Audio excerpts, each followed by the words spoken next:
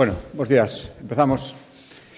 Rematado a reunión ordinaria do Consello de Xunta de Galicia, como sempre, paso a explicar os asuntos máis importantes tratados e acordados. O primeiro, a actualidade obriga, fixemos un balance das incidencias e das actuacións durante as xornadas, basicamente a xornada do luns do apagón, que tivo lugar en toda España e tamén en Galicia. Tivo lugar, recordan, producíase moi recentemente cando estábamos na rolda de prensa de hai unhas semanas, 12:32 horas, cae o suministro eléctrico e, dende o primeiro minuto, a prioridade da Xunta de Galicia, falábamos aquí, era manter o funcionamento dos servizos públicos esenciais. Unha hora despois da caída de fluidos xa estaba activado o plan de emerxencias, xa estaba constituído, estábase constituindo o Comité de Crisis, o CECOPI.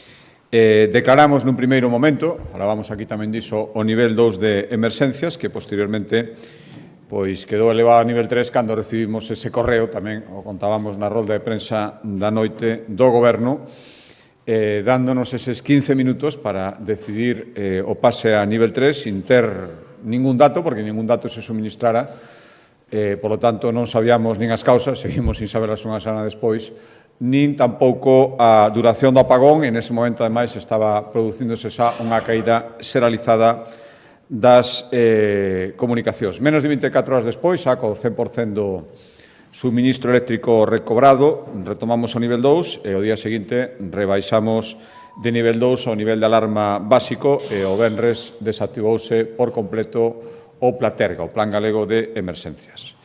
O primeiro que teño que dicir é, igual que cando creemos que non hai unha boa actuación, somos os primeiros en denuncialo. Cando creemos que as actuacións son en sentido contrario boas, hai que recoñecelas e, polo tanto, eu quero volver a agradecer a colaboración que durante a fase de emerxencia, tanto nivel 2 como nivel 3, tivemos coa Delegación do Goberno, polo tanto, coa Administración Xeral de Estado, co Goberno Central, insisto, en canto á atención das emerxencias que se iban producindo durante esa xestión de crise, nivel 2, nivel 3 e despois nivel 2 outra vez. Por darles algún datos, ao longo da crise foron mobilizados 300 axentes da Policía Autonómica, 700 membros das brigadas forestais, ao redor de casi 300 voluntarios de protección civil con intervencións directas e despois, por suposto, todas as forzas e corpos de seguridade do Estado, todos os bombeiros, técnicos de emerxencias, todos os profesionais de moi diversa índole que colaboraron, mobilizados directamente polo CECOPI, polo Comité de Crisis. Por lo tanto, gracias a todos eles por o seu traballo e por evitar que os danos foran aínda moito máis graves. Algunhas cifras no eido sanitario. Nos hospitais atendéronse 2.000 urxencias e naceron, durante a emerxencia, 39 nenos nos hospitais galegos. Realizáronse casi 600 cirurxías, que eran todas ou urxentes ou como mínimo de prioridade 1, e quedaron suspendidas 259, todas que non tiñan carácter urxente e que agora se están retomando. O 061 recibiu máis de 2.300 chamadas e levou a cabo preto dun millar de intervencións. Entre elas, foran atendidas 121 persoas por problemas respiratorios ou porque tiñan necesidade de oxígeno na súa casa. Houbo que atender 24 accidentes de tráfico dende o 061 e 11 situacións de persoas que sufriron un ictus.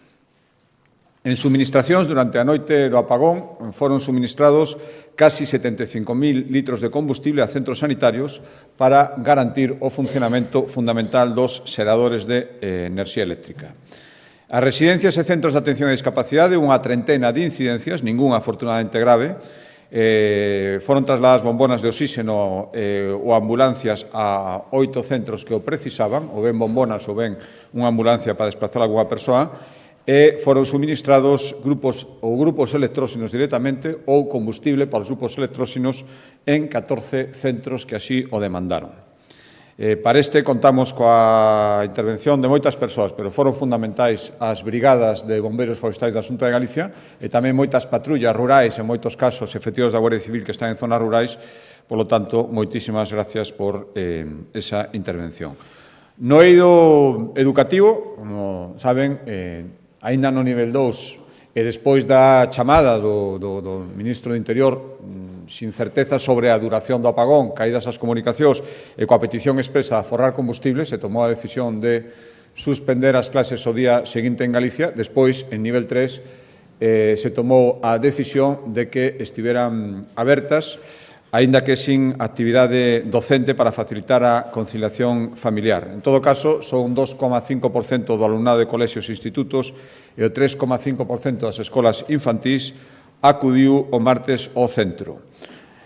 Estas son grandes cifras, hai moitas máis, pero as grandes cifras que lles quería facilitar neste balance. A semana que ven, despois de analizada a emerxencia, as situacións que se produciron, a pretensión é levar unha serie de propostas de millora, tanto internamente na Xunta de Galicia como outras que queremos trasladar neste espírito de colaboración á delegación do Goberno para o gallá que non haxa que volver a enfrentarse a unha situación así, pero, en todo caso, a intención é estar o mellor preparados posibles. Volvo a reiterar o agradecemento á poboación galega polo seu sentidiño, polo seu civismo e por actuar con mesura e tranquilidade ante unha situación descoñecida e que provocaba moitas incertidumes. En todo caso, seguimos na necesidade de pedir explicacións sobre o que aconteceu. Non é de recibo que se nos diga que podese tardar moitísimo tempo, hai moitísimas informacións contradictorias, moitísimos avisos previos de que podía suceder unha situación similar, e non é de recibo que se nos indique, como vendo algunhas intervencións nos medios de comunicación de membros do Goberno, que isto pode ir para moitísimo tempo simplemente intuir ou saber cales foron as causas. Canto antes, temos que recibir do Goberno unha explicación basada en datos, en explicacións técnicas do que aconteceu, porque coñecer as causas do problema é fundamental non só para intentar solucionalo se volve a suceder, que o vaya que non, senón, sobre todo, para intentar que non se volva a producir. E entrando xa no contido ordinario do Consello da Xunta de Galicia,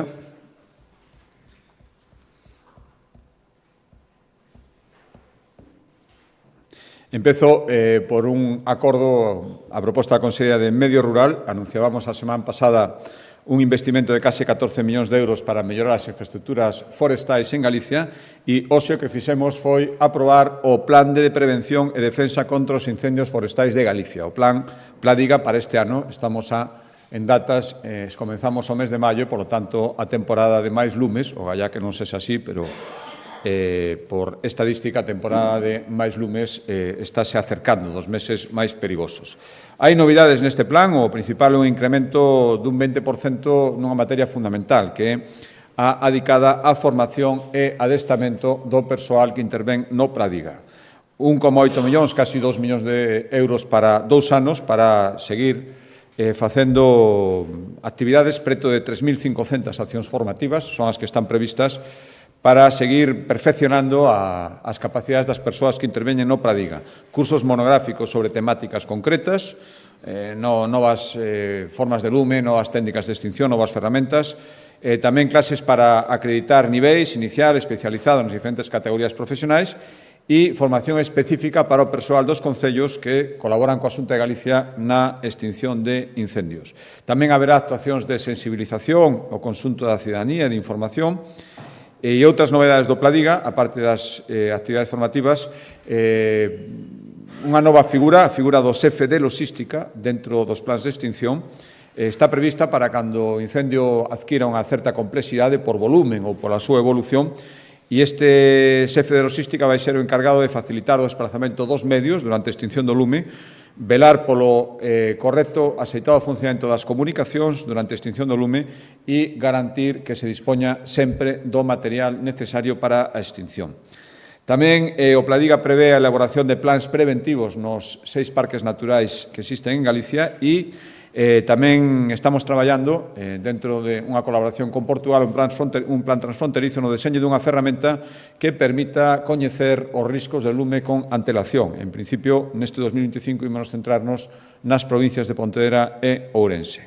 No Pladiga prevese no seu máximo momento de desenvolvemento a participación de máis de 7.000 profesionais, e no que se refire ás brigadas da Xunta de Galicia, que integran unha parte moi importante de 7.000 profesionais, pasan a estar operativos 8 meses, siguen con ese compromiso que tiñamos coas brigadas de ir aumentando os meses de traballo, nos meses en que non cesan de extinción, serán de traballos de prevención e de roza, e no 2026 serán 9 meses os que traballe o persoal das brigadas contra incendios, o persoal que non este traballando todo o ano. Vai haber 30 medios aéreos, entre avións e helicópteros, 380 motobombas e tamén unha das cousas que fai o Pladiga, faino todos os anos, é actualizar o número de parroquias de alta actividade incendiaria, polo tanto, nas que hai que ter unha especial atención. Son 26 nesta ocasión, 14 menos que no 2024, o cal non deixa de ser unha boa noticia. Cambio de asunto, a proposta da Consellería de Cultura, seguimos consolidando o apoio da Xunta de Galicia ás librarías galegas, que son opción escollida por máis do 70% dos galegos e galegas que queren mercar un libro, mercalo nunha librería en Galicia. Por lo tanto, queremos seguir colaborando con eles e o que facemos, o que acordamos foi renovar o convenio coa Federación Galega de Librarías para mellorar a digitalización do sector e promover a literatura en galego. Son 165.000 euros. Que faremos? Que se fai con eles? Pois apoiar o circuito de feiras do libro que se celebra en Galicia, 26 actividades para impulsar o libro galego, clubs de lectura, contacontos, 26 actividades, e tamén colaborar cunha bolsa de traballo que existe na web da Federación, colaborar con mantemento e actualización desa bolsa de traballo para as persoas interesadas en traballar nunha librería en Galicia. Cambio de asunto, a proposta da Axencia Galega de Turismo e dentro da intención de seguir consolidando a posición punteira que ten Galicia dentro de Europa en materia de termalismo, somos a segunda rexión europea con maior presencia de fontes termais, hoxe aprobamos lanzar 2 liñas da axuda para a posta en marcha ou rehabilitación de hoteles balnearios ou talasos en Galicia. Son 2 liñas de axuda, en total 8 millóns de euros están dentro do Plan Territorial de Vilas Termais e Cascos Históricos. Decía que son 8 millóns 2 liñas de axuda, a primeira liña de axuda, 6 millóns para promover a reforma e mellora de establecementos que xa existan e xa estén en funcionamento, pois achegas para obras de ampliación, de mellora, melloras enerxéticas, organizar xornadas, programas que difundan o termalismo, eso sería o grosso, e a outra liña de axuda, casi 2 millóns, proxectos de construción, reforma ou adaptación de instalacións que supoñan a apertura de novos balnearios ou talasos. Calquera obra que se inicie a partir deste mes de maio poderá ser subvencionada e teñen que estar rematadas antes do 30 de xuño do ano 2026. Cambio de acordo, a proposta da Consellería de Facenda, hoxe tomamos un acordo que o que busca é facilitar que os galegos poidan realizar nas mellores condicións o cumprimento dos seus deberes fiscais, cumprir os trámites para cumprir cos as obrigas impositivas. É certo que cada vez son máis os cidadáns que fan as autoliquidacións de xeito telemático, pero todavía hai moitas persoas que as presentan presencialmente en papel nas delegacións da Atriga. Isto será moitas dúbidas, moitas preguntas que queren facer ali.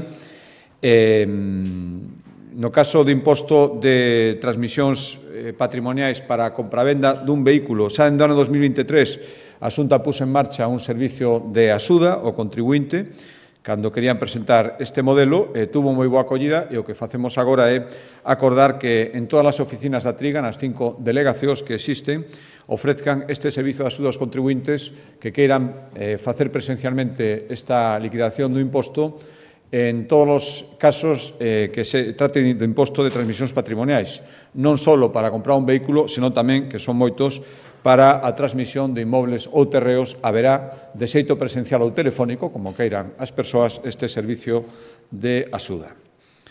Cambiando de consellería, a proposta da Consellería de Medio Ambiente, hoxe fixemos un balance do cumprimento das obrigas e dos obxectivos de Galicia en materia de emisións. Emisións de como vai a evolución dos gases de efecto invernadoiro. Estos datos avalan que Galicia sigue sendo un referente na loita contra o cambio climático. Xa somos a comunidade na que máis se reduciron as emisións netas dos gases de efecto invernadoiro.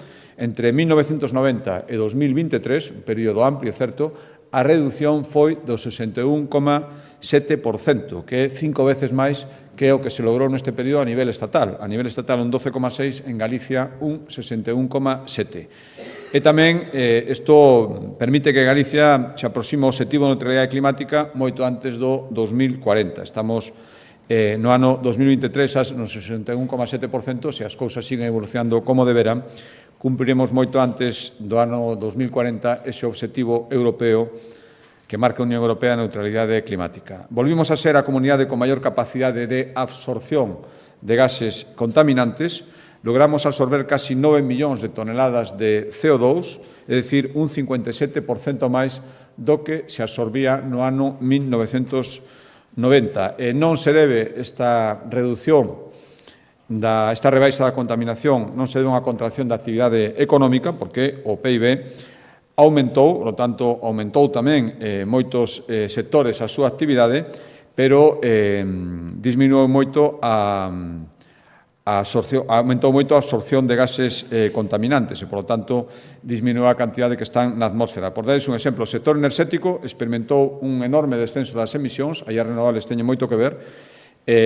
No 2023 reduciron só nese ano un 17,2%, e, por exemplo, o transporte, que normalmente era un sector emisor de gases, no ano 2023 conseguiu reducir as súas emisións nun 3%. Non podemos conformarnos, son boas cifras, hai que seguir a Estrategia Galega de Cambio Climático, o segundo Plan Regional de Enerxía e Clima sigue nese obxectivo e ten dous obxectivos claros, que é reducir as emisións contaminantes ata un 75% en 2030, teríamos 10 anos para outro 25%, e lograr que o 85% da xeración eléctrica na comunidade, en Galicia, proceda de fontes renovables.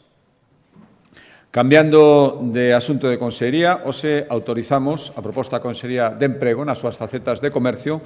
Demos visto bo a distribución das axudas que irán este ano a mellorar e promover a actividade das prazas de abastos en Galicia. 3,2 millóns de euros van a ir a beneficiarios, poden ser ou concellos ou asociacións de comerciantes de prazas de abasto, pois ben, 31 concellos e 14 asociacións van ser beneficiadas por estes 3,2 millóns de euros, que irán destinados a reformas nos edificios, actuacións de dinamización, campañas de fidelización de clientes, estudios sobre situación de mercado, diversas actividades para seguir mantendo, moitas veces con isto mantense a actividade comercial nas cidades e nas vilas e, ademais, conseguir que máis prazas de abastos se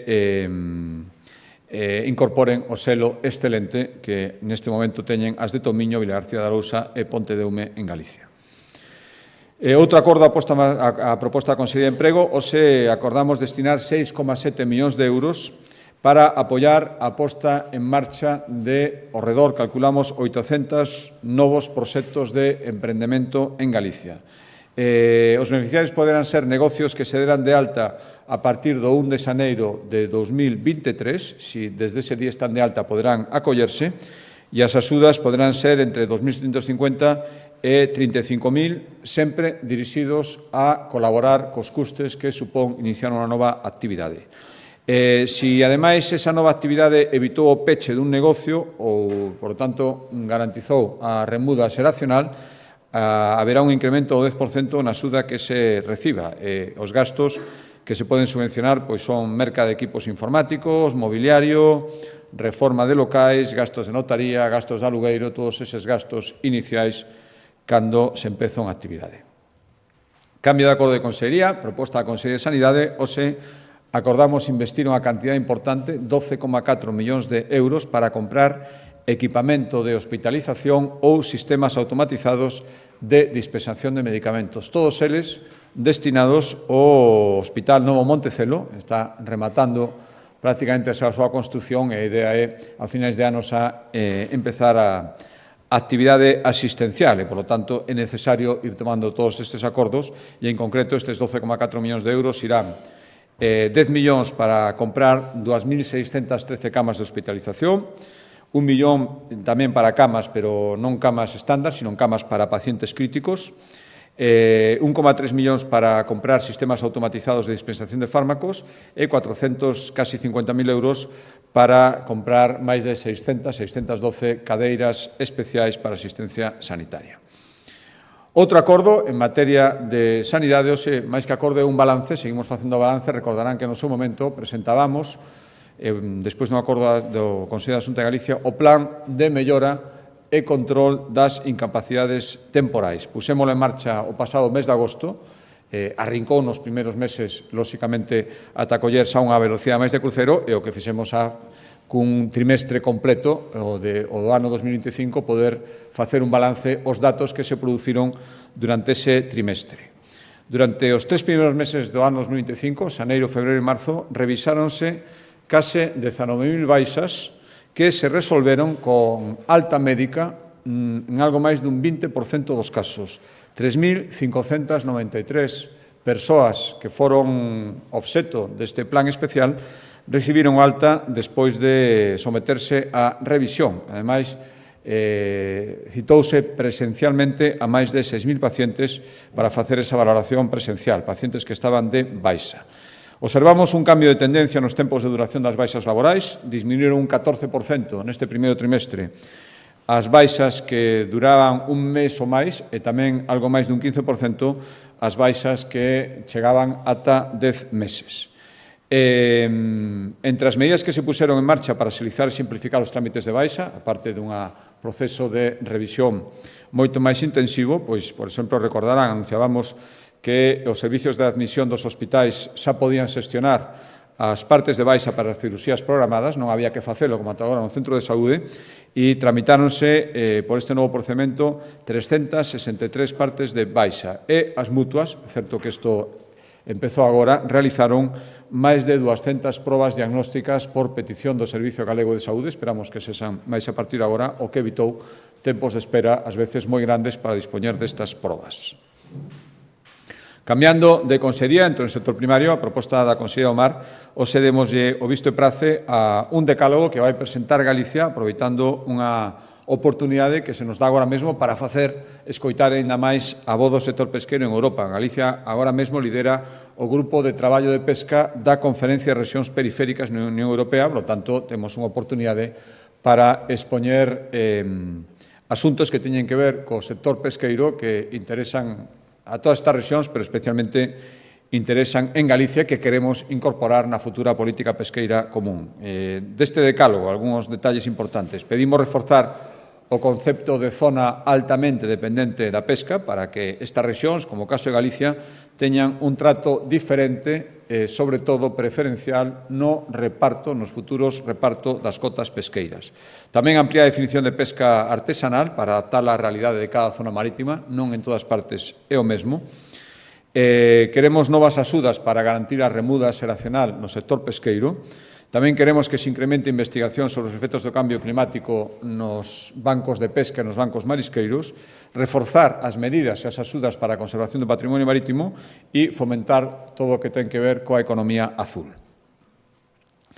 Cambio de consellería, a proposta da Consellería de Vivenda, dentro dese obxectivo que saben que todos os consellos imos cumprindo de dobrar o parque público de vivendas, hoxe demos visto bo a licitación para redactar o proxecto de construción de 58 vivendas protegidas no barrio de Os Rosais, na cidade da Coruña. Son 472.000 euros o que costará o proxecto en canto este redactado, en canto se adxudique a súa redacción, este redactado, licitaremos a construción destas 58 vivendas no barrio de Os Rosais da cidade da Coruña. Dous acordos en materia de vivenda e un ten que ver co chamado Fondo de Rehabilitación, dos acordos máis, decía. Traballamos dende hai anos para fomentar a rehabilitación, é unha solución xunto coa construción para poñer vivenda a disposición das persoas. Estamos ampliando as declaracións de áreas de rehabilitación integral en moitos cidades e vilas galegas. Hai unhas semanas anunciábamos no DEA, recordarán, que para reformar vivendas, axudas para reformar vivendas que se poñan en alugueiro 5 anos como mínimo, e hoxe acordamos, como terceira medida, dentro do Fondo de Rehabilitación que ten asunta para axudar os concellos a través de préstamos en condicións ventaxosas para que promovan a rehabilitación de vivenda, os acordamos destinar 3,7 millóns de euros para iso, para que concellos de ata 50.000 habitantes poidan iniciar por si mesmos accións de rehabilitación e conservación do seu patrimonio construído para destinarlo a vivenda. Son créditos en xuros, podes utilizar para accións de mercar inmobles, para despois rehabilitalos, ou tarefas de restauración de forma subsidiaria, cando teñen que facelo os propietarios non o fan, pode facelo o Concello, despois pode pasar os gastos, pero necesita esa liquidez inicial para poder facelo de forma subsidiaria. Para iso destiñamos 3,7 millóns de euros neste Fondo de Rehabilitación para Concellos. E outro fondo, este de nova creación, e tamén dirixido a fomentar a construción de cantas máis vivendas mellor. É o chamámoslle Fondo de Cooperación. Os concellos teñen capacidade, exactamente as mesmas habilitacións legais que unha administración autonómica para poder actuar en políticas de vivenda pública. Poden directamente promover construción de vivenda pública, algúns concellos o están facendo, o Concello de Vigo, de Coruña, é certo que un número pequeno, pero con fondos MRR, aproveitando esa oportunidade que se lles ofreceu, están promovendo directamente.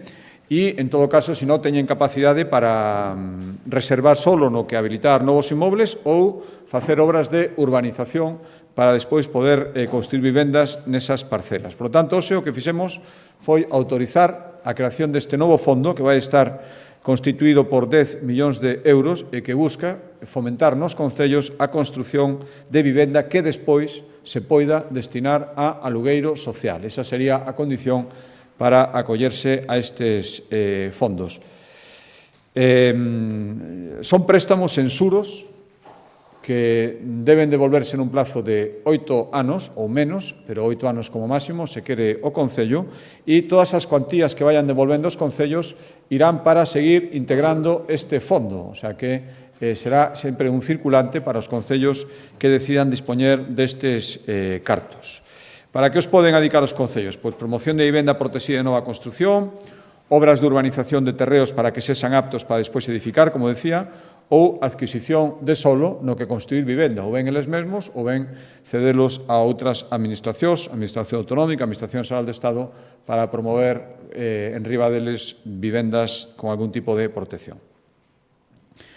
Cambio de acordo, a proposta da Consellería de Economía, hoxe acordamos destinar 8,5 millóns de euros para seguir fomentando a actividade exportadora das empresas galegas e poder seguir batendo eses récords de exportacións que se veñen dando nos últimos anos. Son dúas convocatorias, a primeira, a máis cuantiosa, vai dirixida a PEMES e autónomos que desexen ou ben internacionalizarse por primeira vez ou seguir a súa actividade se que xa iniciaron. 8,3 millóns de euros para axudar a que participen en feiras noutros países, para que poidan realizar análisis de mercado para valorar se emprenden a súa internacionalización ou a expanden, ou tamén para aumentar a súa presencia online e, polo tanto, tamén presencia internacional, ou para facer campañas de marketing dirixidas a países estranxeiros. Isto é o grosso das axudas, 8,3 de 8,5, despois habería 250.000 euros dirixidas ás grandes empresas galegas para que dentro dos plans de internacionalización das cámaras de comercio, o plan FOESGA,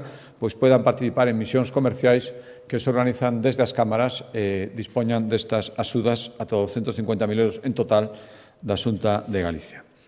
Penúltimo acordo, un acordo importante que ten que ver coa intención de que Galicia siga sendo a comunidade de España co ensino máis equitativo e inclusivo. Somos a comunidade onde máis rapaces con necesidades educativas están matriculados en centros ordinarios.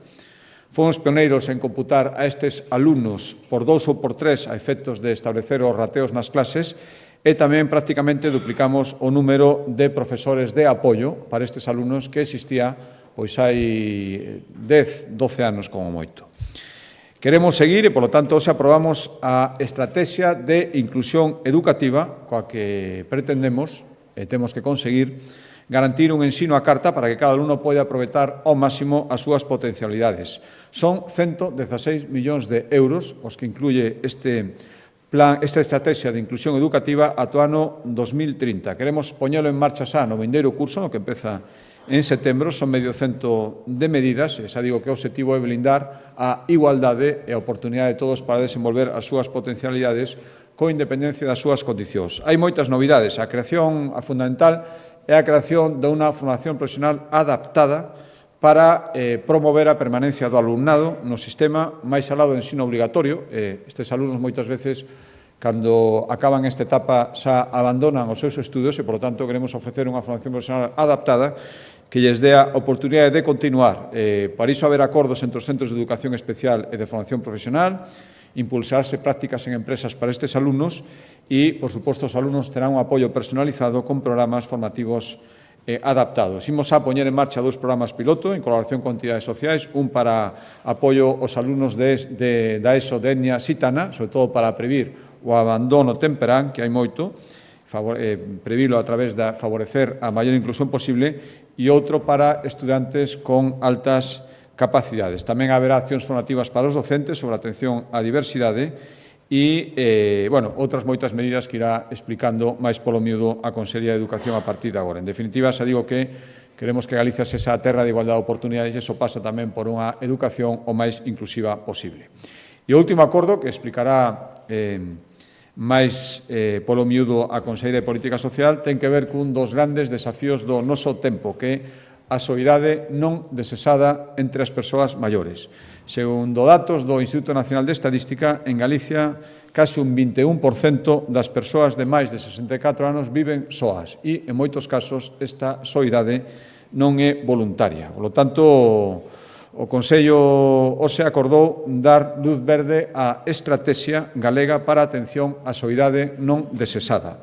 145 millóns de euros, moitas medidas, algunhas xa estaban iniciándose, o que facemos agora é consolidalas, perfeccionalas e incluílas nun paquete moitísimo máis global. Hai moitas novidades, ahora explicar un pouco máis a conselleira, pero por destacarlles unha, a posta en marcha, iso vai ser inmediato, de redes de apoio local para detectar situacións de vulnerabilidade ou illamento entre persoas maiores, é dicir, persoas que están vivindo unha soidade non desexada. Vai estar formada por todo o que significa a proximidade, comercios de barrio, bares, cafeterías, farmacias, persoal que traballa moi directamente cos domicilios das persoas, carteiros, centros parroquiais, asociacións veciñais, por suposto, de incorporación voluntaria, serán as encargadas de dar a voz de alarma en caso de que identifiquen sinais preocupantes nalgúnha persoa maior que teñan próxima. Pero para explicarles todo isto, deixolles coa Consellería de Política Social.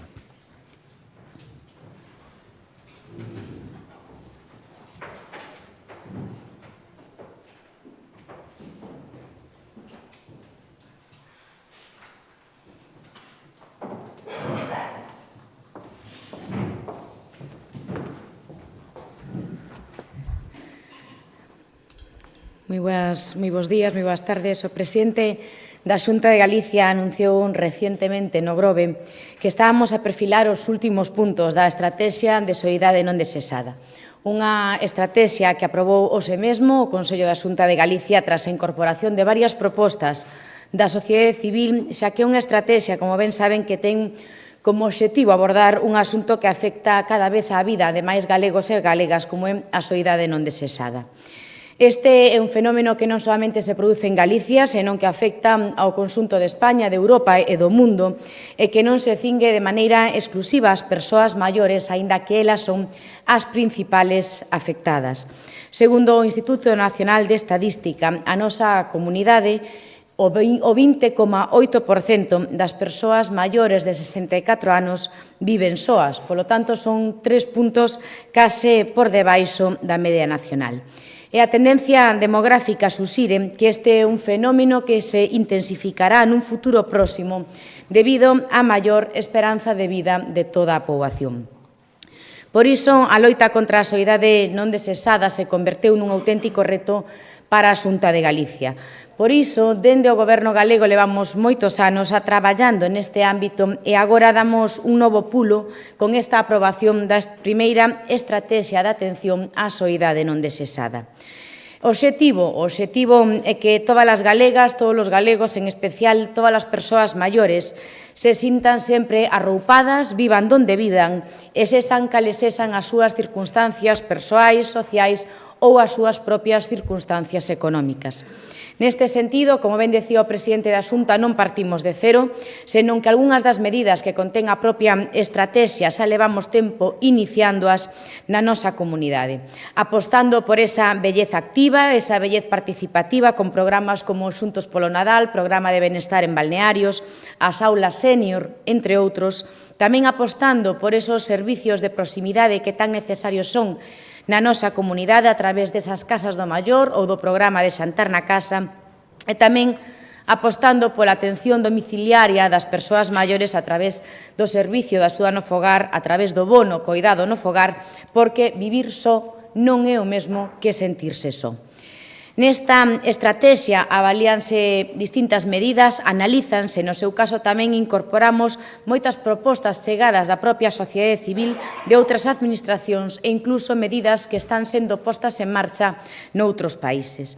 A máis importante que é fixar un plan de acción con medidas concretas que guiarán o traballo da Xunta de Galicia de agora en adiante. Neste sentido, se fixan 4 eixos estratégicos: a detección, a sensibilización, a prevención e, por último, a intervención. A detención, que é contar con un sistema de alarmas para poder identificar casos concretos de soidade non desexada, a través da sensibilización, facer partícipe a toda a sociedade desta realidade e tamén da necesidade que temos entre todos os galegos e galegas de abordala, traballar a través da prevención da soidade non desexada, porque creemos que o fundamental é que traballar antes de que este fenómeno apareza, favorecendo as relacións sociais e favorecendo esa participación activa, e, en último lugar, como decíamos, a través da intervención, que é acompañar, apoiar sempre a todas as persoas que sofren soidade non desexada para poder superar a súa situación e mellorar, polo tanto, a calidade de vida. En cada un destes eixos se recoxen actuacións concretas, así no que atinxe a detección elaboraremos un protocolo, elaboraremos un censo co que queremos identificar e rexistrar todos os casos de soidade non desexada en Galicia.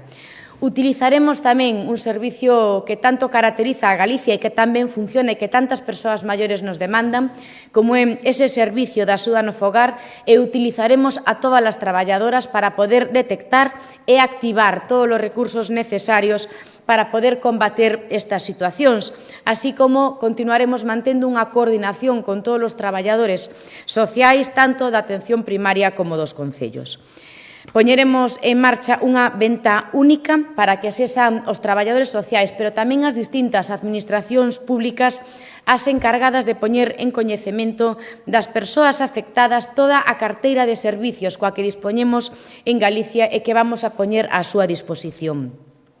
Tamén o faremos a través da creación de redes de apoio local e comunitario para previr escenarios de vulnerabilidade e de illamento social, e formarían parte, como decía o presidente, de todas estas redes as asociacións veciñais, panaderías, cafeterías, supermercados e demais comercios, así como de algo que acuden moitas persoas maiores como son as farmacias, os carteiros da rede e tamén os centros parroquiais, entre outros servicios de proximidade aos que todos os galegos temos acceso.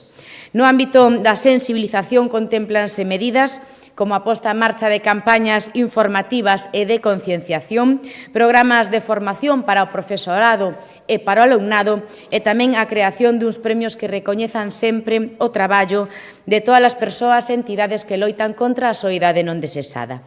En terceiro eixo desta estrategia é a prevención que inclúe entre as súas accións promover actividades interxeracionais entre nenos e maiores, poñer en marcha un programa de rutas culturais e de viaxes para as persoas maiores, seguir desenvolvendo tamén proxectos de acompañamento digital dirixido a persoas maiores de 65 anos e tamén poder reducir deste xeito a fenda digital, así como consolidar e ampliar un carné que tamén está funcionando como é o carné máis 65. O último eixo desta estrategia é o ámbito da intervención. En el se definen redes de apoio e de acompañamento. Facilitar e promover vivendas de uso compartido, tipo cohousing ou coliving, tanto nos ámbitos rurais como nos ámbitos urbanos. Deseñar un programa específico de voluntariado en materia de atención á soidade non desexada, crear a figura dos coordinadores de barrios e dos coordinadores parroquiais que actuarían como interlocutores da Administración para continuar detectando casos.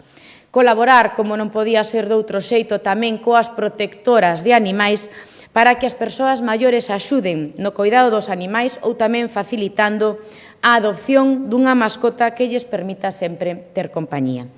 Organizar cafés grupais en colaboración cos establecementos hostaleiros para facilitar a interacción de todas as persoas que queiran coñecer a outras persoas maiores.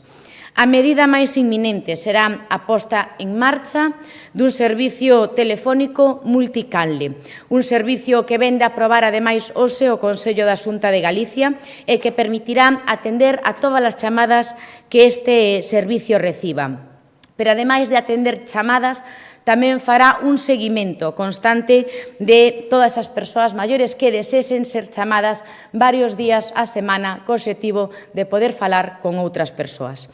Este ano o servicio comezará a funcionar nas vindeiras semanas e ten un público obxectivo de 1000 persoas maiores de 65 anos e, unha vez, por suposto, testado o seu funcionamento, ampliarase a máis usuarios con todas as melloras pertinentes. Unha central telefónica que se xestionará a través de Cruz Vermella e que tamén se encargará de habilitar puntos de atención presencial, de facer un seguimento das pautas e dos hábitos de vida de todas as persoas usuarias, así como tamén seguir consolidando en Galicia e ampliando esa teleasistencia avanzada para poder previr e atender situacións de soidade na nosa comunidade.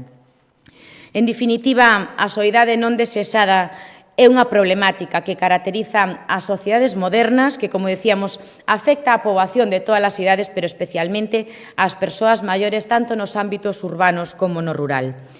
Moitos expertos a nivel mundial se refiren a esta cuestión como unha pandemia silenciosa que avanza a pasos de xigante. Por iso, dende a Xunta de Galicia, queremos tomar cartas no asunto, poder abordala e facer medidas con decisión, con ambición, para poder paliar na medida das nosas posibilidades as súas consecuencias. As persoas maiores foron, son e serán sempre un piar fundamental de actuación para o Goberno galego e por iso hoxe aprobamos esta nova estrategia que complementa a estrategia contra o edadismo que xa foi aprobada polo Consello da Xunta que estamos a poñer en marcha. É dicir, ímolo a dalo todo para coidar e protexer as persoas maiores que foron as que construíron a Galicia que temos a día de hoxe. Mais nada, moitas gracias e quedo a disposición para calquera pregunta.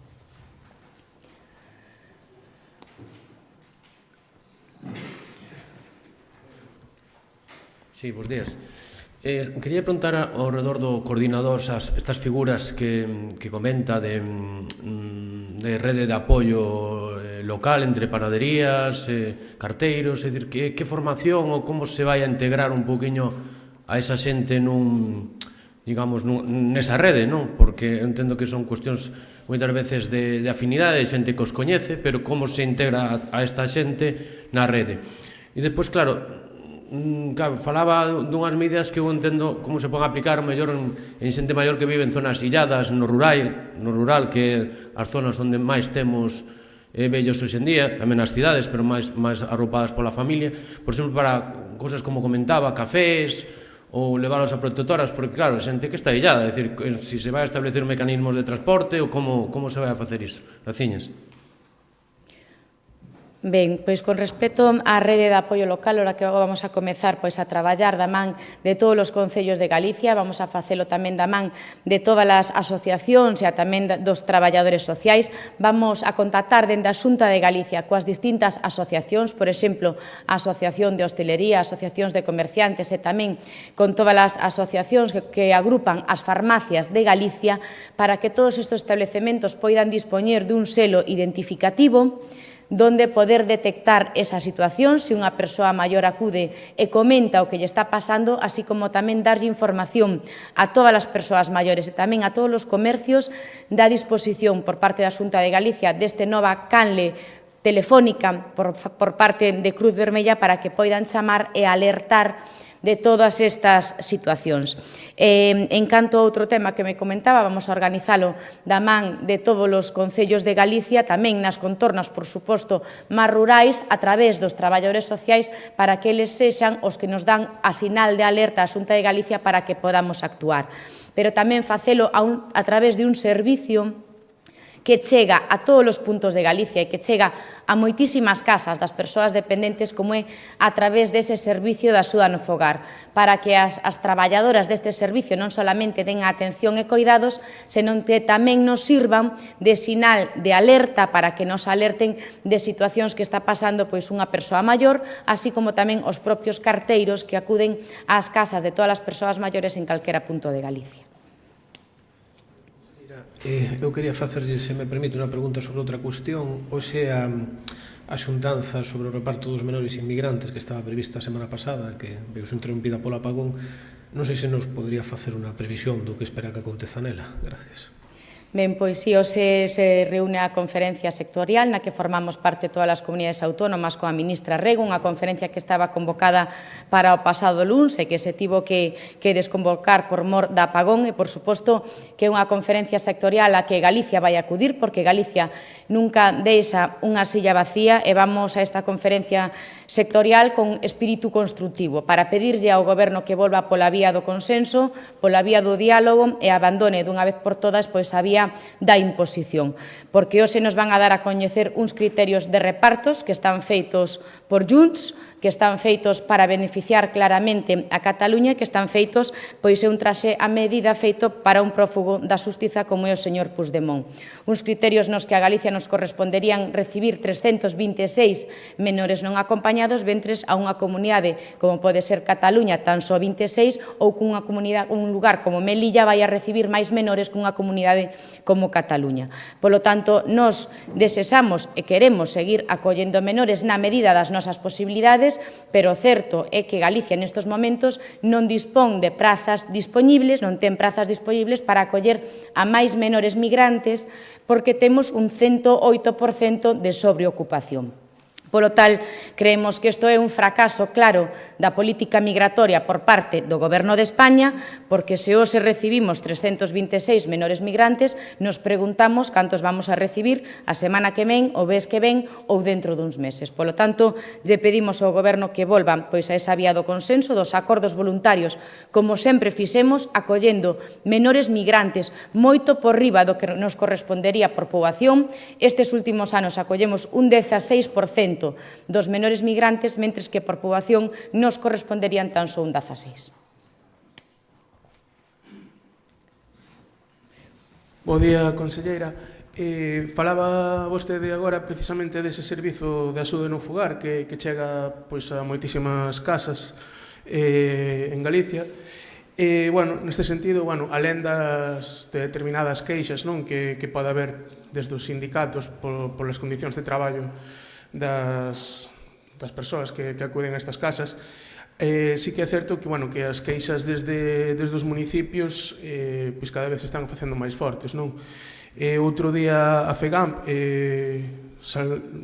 informaba dunhas cifras, duns cálculos a través dun informe. As cifras da FEGAMP dicían que 27,3% do SAF estaba a ser investimento da Xunta, 29,8% por parte dos municipios e algo máis de 30% por parte do goberno estatal.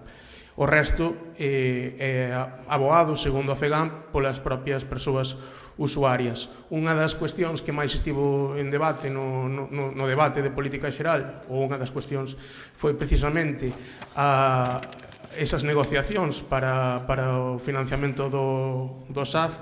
Bueno, non sei que consideracións fai destas cifras da FEGAMP e se nos pode comentar se hai algún avance nesas negociacións para que a Xunta pois financie a parte que lle toca do SAF. Graciñas. Vale, con respecto á primeira cuestión do servicio de axuda no fogar e desas queixas por parte de algún sindicato en Galicia, hai que recordar que as condicións laborais é algo que atinse as relacións entre unha empresa privada e os propios traballadores a través dos distintos convenios colectivos, non que a Consellería de Política Social non ten ningún tipo de participación. Con respecto ao financiamento, hai que recordar que en Galicia nestes momentos o Goberno de España lle debe máis de 2.500 millóns de euros pola Lei de Dependencia.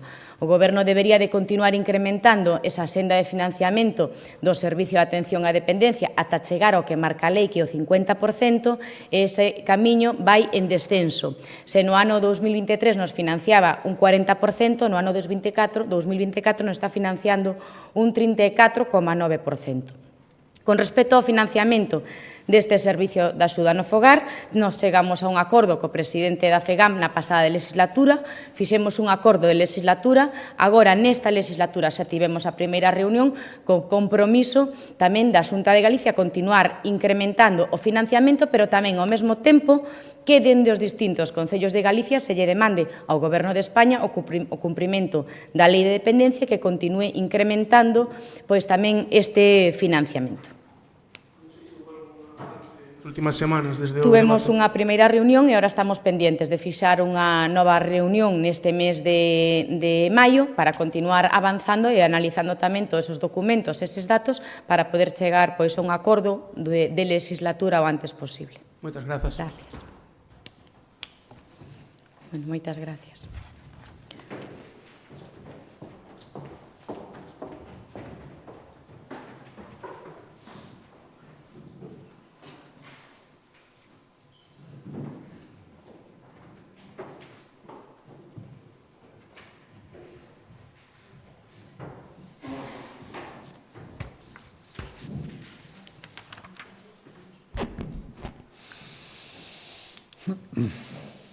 Boa tarde. Hola. Despois de coñecer un dos informes sobre a Altri que fala de, pois, entre outras cousas, de elementos arquitectónicos, quero lle preguntar se vostede comparte a idea, o concepto este de que unha cheminea que vai medir 75 metros pode converterse nun elemento icónico.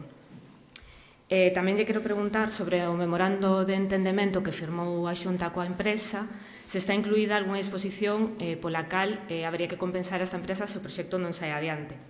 E sobre outro asunto, quero lle preguntar se xa ten vostede pensadas persoas candidatas para dirixir os medios de comunicación públicos en Galicia, que perfil se estaría planteando e se vai buscar un acordo para que sexa unha figura de consenso coa oposición. Gracias.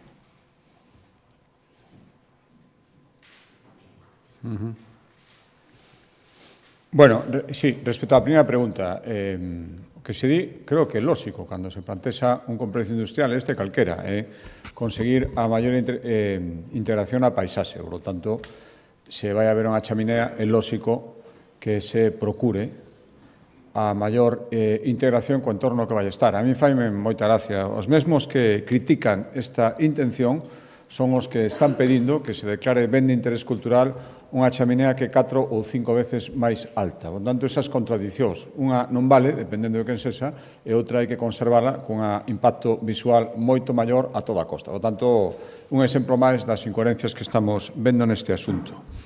Respecto a compensacións, entendo que son a pregunta de compensacións por parte da Xunta de Galicia. No, en absoluto. No. A Xunta de Galicia, calquer proxecto industrial, temos que cumprir con as nosas obrigas de tramitación e autorización, se procede, e con eso estamos cumprindo coas nosas obrigas, volvo a decir outra vez, coa intención de que todos os proxectos industriais que sexan viables en Galicia se poidan implantar, pero, dende logo, compensacións por parte da Xunta de Galicia en absoluto. Terceiro, bueno, está posto en marcha o proceso de renovación, como saben, unha vez aprobada a lei, e, dende logo, a miña intención, hai unha serie de maiorías establecidas na lei e conseguir os máximos consensos posibles. Outra cousa é que a oposición estea por a labor. Ao final, isto é unha decisión do Parlamento, por lo tanto, os grupos parlamentarios, eu sou un diputado, formo parte dun grupo, somos 75, e o gallá que en todo, porque hai varios órganos, podamos chegar aos maiores consensos posibles, pero eu me dá a impresión de que algún grupo parlamentario está instalado en idea de que só é posible o consenso si se aceptan as ideas e as propostas que veñen deles. E así vai ser moi difícil, vaya que non sexa así. Perdón, sobre se ten pensado xa algún perfil, algún nome? É un acordo do Parlamento, o cal, cando cheguen os nomes, chegarán ao Parlamento.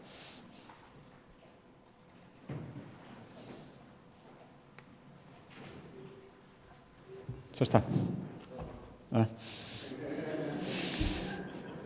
Mirando, a ver. Pensei que me librabas, xa. Non. Bueno, xa te libraron, non te preocupes. Mira, quería comentar sobre o tema do apagamento, con unhas declaracións de determinados dirixentes do seu partido e principalmente do partido Ultra Vox, que din que o problema está nas renovables en España. Eu quería preguntar a vostedes se tamén ten esa percepción que o problema do apagamento está nas renovables, posto que Galicia é un dos principais impulsores de renovables en todo o Estado. E depois acaban de salir uns datos tamén sobre datos económicos de Galicia. Fadea apuntaba de que hubo unha débeda que se multiplicou por 2 a débeda galega entre o 23 e 24, e IREF apuntaba que efectivamente creceu o PIB galego entre o primeiro trimestre deste ano e o primeiro trimestre do ano pasado creceu un 3%, pero hubo unha ralentización no último trimestre se o comparamos co último trimestre do ano, é dicir, o primeiro deste ano e o último do ano, dun 0,3%. Queria preguntar, a que se debe esta situación, a que cree vostedes que se debe esta situación e se ten que ver coa guerra arancelaria iniciada co señor Donald Trump. Gracias. Imos ver, escoitaréme vostedes na exposición dun dos acordos do Consello da Xunta de Galicia, un dos obxectivos é chegar a un 85% de produción de fontes renovables en Galicia. Por lo tanto, non podo estar máis en desacordo cos que non queren máis renovables ou din que as renovables son a origen de todos os problemas. Dito isto, o que está claro é que, primeiro, o Goberno non está, despois do apagamento, contribuindo en absoluto a defender a boa imaxe das renovables, na miña opinión, e creo que na opinión de moita xente, cando sigue sin dar explicacións, cando se din tantas cousas, moitas deles sin moita base, pero cando o que debería ter todos os datos, porque é o responsable, non di nada, pois o único que contribuye a crear incertidume é deixar que certas propostas e certas teorías avancen. Por lo tanto, debería estar facendo todo o contrario. Dito isto, o que está claro é que o que fallou foi a rede. Por lo tanto, o que haberá unha mala xestión das fontes de enerxía que se incorporan á rede. Eso creo que a ninguén lle cabe ninguna dúbida. Parece ser que o Goberno sí é a responsable de rede eléctrica nomeada polo Goberno. Nos dixo outro día que todo funcionou perfectamente, que temos que estar moi orgullosos e pensar no rápido que se recuperou a enerxía en vez de pensar que un apagamento propio de países absolutamente tercermundistas. E a día de hoxe, unha semana despois, seguimos sin saber o que pasou. Por lo tanto, non confundamos os debates. Para mí, o debate, recordarán que a conselleira responsable de enerxía na Xunta de Galicia ese mesmo día estaba explicando aquí a necesidade de mellorar a rede de distribución, a rede de enganche, a rede de vertido en Galicia. Por lo tanto, hai un problema, hai unha falta de investimento claro que hai que solucionar. Ese é o verdadeiro debate e o gallá que aquí poidamos seguir avanzando en fontes renovables. Somos unha potencia niso e temos que consolidar, se nos deixan, esa posición para o de sempre, para o que digo sempre, para que as industrias que van beber desas fontes de enerxía se instalen en Galicia. Respecto da débeda, evidentemente, o contexto internacional, somos un país exportador, sempre nos pode afectar, por iso hai que tomar medidas para que así non sexa. En todo caso, eu quero recordar que, igual que fomos a primeira comunidade autónoma en saír con máis forza en crecemento do PIB da pandemia, lóxico que outras que arrincaron con moita menos forza, despois teñan mellores números que nós, aínda que sexa para equipararnos. En todo caso, quero recordar que cumprimos por arriba as previsións orzamentarias que se fixeron cando aprobamos o orzamento no ano 2024. Ao final, crecimos por enriba do que tiñamos previsto. Previsións sempre conservadoras, creo que iso é ser realista, pero melloramos as nosas propias cifras de previsión. A mí me gustaría todavía que nos foran ben, pero creo que non pechamos un mal ano nese sentido. E respecto ao crecimento da débeda, claro, se colles a foto puntual dun trimestre, pode ser, igual que pode ser todo o contrario. Eu remítome aos datos que acreditan que Galicia é a comunidade autónoma na que nos últimos de 12 anos a débeda pública menos medrou e que estamos nunos niveis de débeda moi aceptables. Galicia pode perfectamente asumir o pago da débeda o pago dos intereses da súa débeda, como sempre digo. O que queremos é máis financiamento para outras cousas. E eran as 3 preguntas, non me parece? Vale. Bo día, presidente.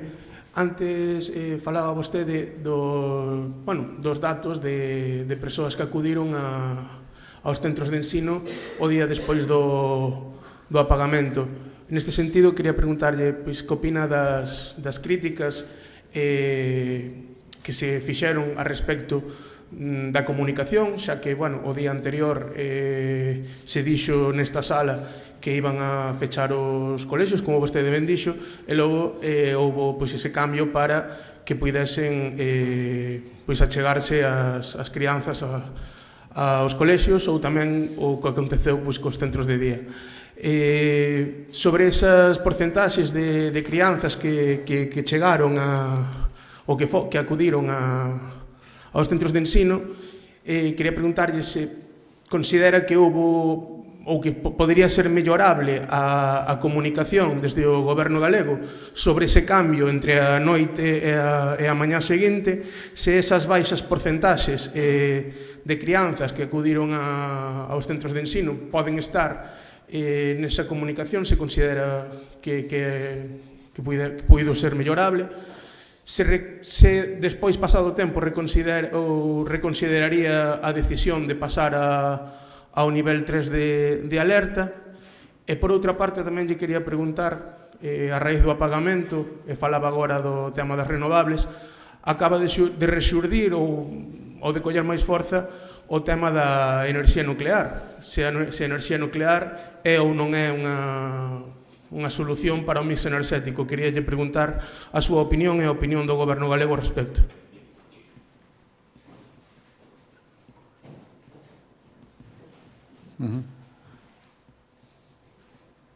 Sí, imos ver, respecto á primeira pregunta, a decisión de suspender a actividade electiva sempre é unha decisión polémica. Saben que nós temos un protocolo non para este tipo de situacións, pero estamos afeitos a situacións de alertas meteorolóxicas onde protocolizamos, o explicábamos, creo recordar, nunha rol de prensa despois dun Consello de Asuntos, explicaba o Consello responsable das emerxencias. Pero unha decisión que hai que tomar, unha decisión que lle corresponde a un goberno. Eu creo que críticas sobre comunicación nunha xornada, nun momento en que non existían comunicacións, iso é complicado, eu xa un pouco a mesura e o realismo. Estaban caídas as comunicacións absolutamente. Dende que se emitiu o aviso de peche de centros escolares, hai moitísimas persoas que non o puderon recibir ao día seguinte pola sinxela razón de que, cando se foron deitar, seguían sin comunicacións. Por lo tanto, non intentemos meter nunha situación normal o que non o era en absoluto. Respecto ao mantemento de centros para conciliación, no nivel 3 tomouse esa decisión, por suposto, a Xunta de Galicia acatouno, cando se puderon restablecer as comunicacións, eso foi o que había. Moitísimas persoas decía que entenderon, aínda así, que o mellor era non achegar os seus fillos ou polas razóns que fora, e o nivel de participación foi moi baixa, pero encadremos as cousas, decir que fallou a comunicación nun momento en que non existían comunicacións, creo que non resposta á realidade. Respecto ao nivel 3, fai moitas gracias críticas. Nótase que quen fai as críticas dicindo que perdimos soberanía por pasar ao nivel 3 non gobernou na súa vida e, polo tanto, dalle importancia ás cousas que a xente aquel día, eu preguntaríalle a xente naquel momento en que non tiñamos enerxía eléctrica, non había comunicacións, non sabíamos que onde iba a volver, que lle importaba a xente? Que as administracións colaboráramos entre nós para restablecer canto antes a situación, ou pensar nunha suposta pérdida de independencia e nunha aposta en cuestión de soberanía. Eu digo que sexamos serios e pensemos que a política está para solucionar problemas e non para inventalos. Entendo que en que nunca gobernou teña que inventar ese tipo de problemas porque non está acostumbrada ou acostumbrado a solucionar problemas reais. Respecto a nuclear, bueno, que non digo, que todos os expertos din que ten que formar parte do mix energético, todos os expertos que fora de condicionamentos ideolóxicos. Eso non quere decir que teña que habelas en Galicia. En Galicia hai unha aposta clara polas renovables porque creo que temos as oportunidades e as fontes e os recursos para facer esa forte aposta. Veíamos como gracias ás hidráulicas a xeración de enerxía poido volver a arrincar en Galicia, por lo tanto, contribuir a que recuperáramos o fluido eléctrico e o almacenamento do que tanto se fala agora coas hidráulicas reversibles. Parece que é un camiño que moitos expertos recomendan, pero que as nucleares teñen que formar parte do mix enerxético e que o din os expertos en enerxía. Eu, como non son experto niso, eu sí que creo que ao que din os expertos hai que atenderlo, sinceramente. Gracias. Nada. Moi ben, moitas gracias.